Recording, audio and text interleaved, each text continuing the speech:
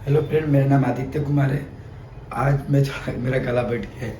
मैं आप लोग को ये बताना चाह रहा हूँ कि बहुत लोग का कमेंट ये आ रहा है कि बहुत लोग मेरे जो मित्र हैं उनका भी ये मैसेज आया है कि कुछ असाइनमेंट का क्वेश्चन पेपर नहीं है।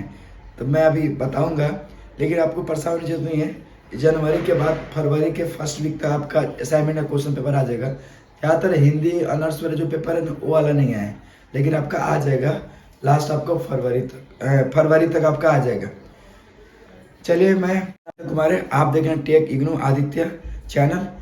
अब आज मैं आप लोगों को BHEI से 101 का भारत का इतिहास 1 में पढ़ाया जा रहा हूँ। मैंने बोला था कि जितनी भी किताब है इतिहास हिस्ट्री का मैं पूरा पढ़ाऊँगा, और भी जो सब्जेक्ट है मैं आपको बारी बारी से पढ़ाऊँगा। जुलाई एडमिशन एग्ज़ाम के पहले या दिसंबर जो एग्ज़ाम देने वाले हैं उनके लिए भी आसान होगा।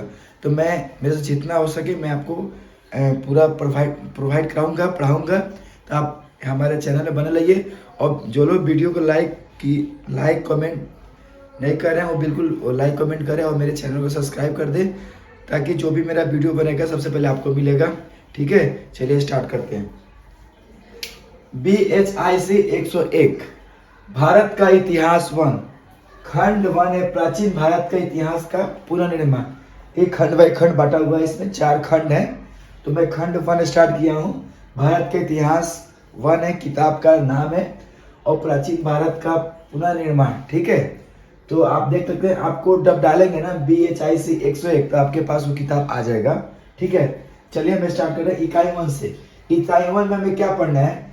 भूगोलिक क्षेत्र और स्रोत। ठीक है, जो प्राचीन भारत के इतिहास का पुनर्निर्माण के बारे में जो हम पढ़ेंगे, उसमें सबसे पहले हम उसमें का इकाई 1 में पढ़ना है हमें भूगोलिक क्षेत्र और स्रोत। उसके विवरण हम उसके बारे में उद्देश्य पढ़ेंगे, फिर उसके प्रस्थान पढ़ेंगे, फिर भूगोलिक क्षेत्र पढ़ेंगे उसमें का, फिर ऐतिहासिक क्षेत्रों का उदय और आसमान की प्रक्रिया। लेकिन ऐतिहासिक जो क्षेत्र हैं, जो ऐतिहासिक क्षेत्र हैं इतिहास में, वो हम पढ़ेंगे इस चैप्टर में। फिर उदय की आसमान प्रक्रिया, जो उदय हुआ उसकी प्रक्रिया के बारे में पढ़ेंगे। फिर उसके बाद क्षेत्रों की प्रकृति क्षेत्र में कौन कौन सी प्रकृतियां हमें पढ़ने को मिलेगा वो पढ़ेंगे। छठा में प्राचीन भारत के इतिहास का अध्ययन के स्रोत भी पढ़ेंगे। मतलब प्राचीन भारत के इतिहास में जो हम अध्ययन किए हैं उनके स्रोतों के बारे में पढ़ेंगे, कौन कौन से स्रोत हैं। फिर उसके बाद हम सारांश पढ़ेंगे, उनके जो भी आप पढ़ रहे हैं उनके सारांश जो होते हैं। फिर उसके बाद शब्दवाली, मतलब जो चीज़ आपको समझ में नहीं आए कोई शब्द का अर्थ, मैं वो भी बताऊंगा। और फिर उसके बाद कुछ प्रश्न हल कराऊंगा जो आपके एग्जाम के व्यू से होगा। और 10वां में क्वेश्चन पेपर, मतलब इस चैप्टर में जो मैं पढ़ा रहा हूँ उसमें प्रीवियस ईयर, मतलब 2000 अभी जो आपको दिसंबर में जो एग्जाम हुआ 2022 में वो, और जून 2000 आपका 22 में एग्जाम हुआ वो, और आपका दिसंबर 2021 में एग्जाम हुआ, उसमें जितना भी क्वेश्चन अगर पूछे हुए हैं ये भारत के इतिहास के स्रोत के पुनर्निर्माण चैप्टर में, तो मैं वो सब सॉल्व कराऊंगा आपको। आप बिल्कुल निश्चिंत रहें, आपको क्वेश्चन पेपर भी देखने की कोई जरूरत नहीं है। आप सिर्फ वीडियो देखिए और मेरे चैनल को सब्सक्राइब कर दीजिए, बस और कुछ नहीं। बाकी आपको किताब भी पढ़ने की जरूरत नहीं है, सिर्फ आप हम जो पढ़ा रहे हैं वही पढ़ लेंगे ना, आप अच्छा से स्कोर कर जाएंगे एग्जाम में। आप उसके लिए बिल्कुल चिंता ना करें, आप मेरे पे भरोसा रखिए, मैं आपको पूरा सफलता में दिलवाऊंगा, आप बिल्कुल चिंता ना करें।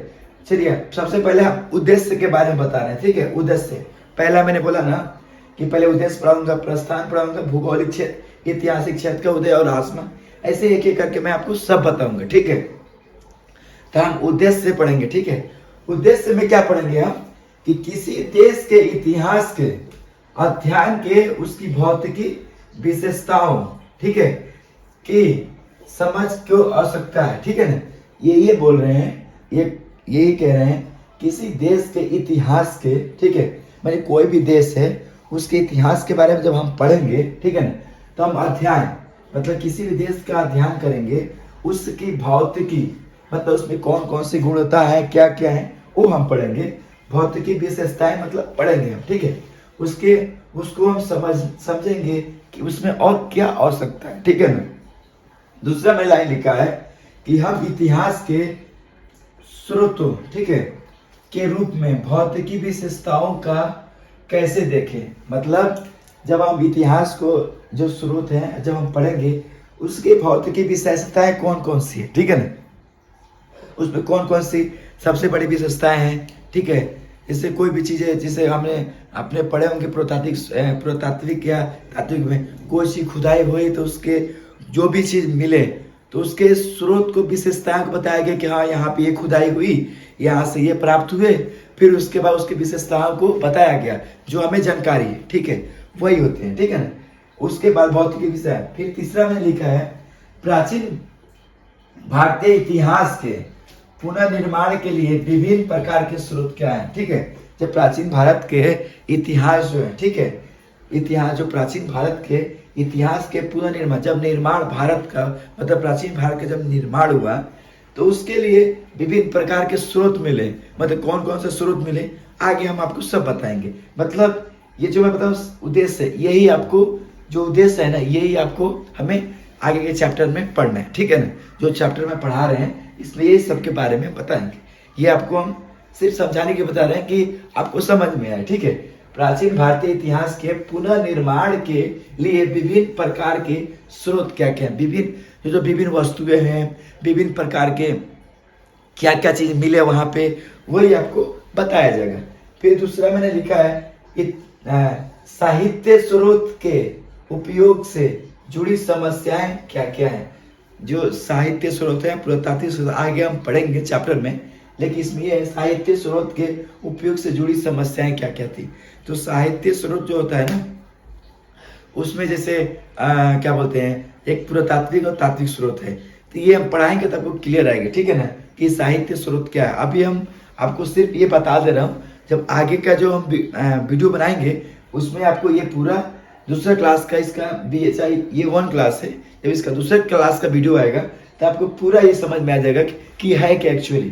तो इसीलिए आज मेरा गला बजा हुआ है, इसलिए मैं ज़्यादा कोशिश मतलब नहीं कर पा रहा हूँ, लेकिन कल आपको पूरा इसके बारे में विधि और विधान से मैं बिल्कुल बताऊंगा। आप बिल्कुल निश्चिंत हो जाइए और एग्जाम में बिल्कुल चिंता मत करिए, एग्जाम का बिल्कुल हमारे पास छोड़ दीजिए। जिस दिन आपका एग्जाम हो उसके एक दिन पहले मैं क्वेश्चन गेस्ट पेपर करके दूंगा, आपका वही एग्जाम में क्वेश्चन आएंगे आप बिल्कुल, और असाइनमेंट भी मैं सब बनवाने वाला हूँ हिस्ट्री का, तो आप उसके लिए भी चिंता ना होगी, मैं पूरा बनवाऊंगा। अभी अप्रैल में जमा होना है, मैं फरवरी से असाइनमेंट बनाना स्टार्ट करूंगा, क्योंकि बहुत से क्वेश्चन असाइनमेंट का आया नहीं है अभी तक, इसीलिए आप बहुत लोगों का किताब अभी तक नहीं आया है, तो आने जाने दीजिए लोगों को, फिर उसके बाद मैं सब चीज़ बताऊंगा। अभी के लिए थैंक यू। अगर आपको वीडियो अच्छा लगे लाइक कमेंट शेयर करें और सब्सक्राइब करें, ताकि मेरा वीडियो जो भी बने सबसे पहले आपको मिले। Thank you.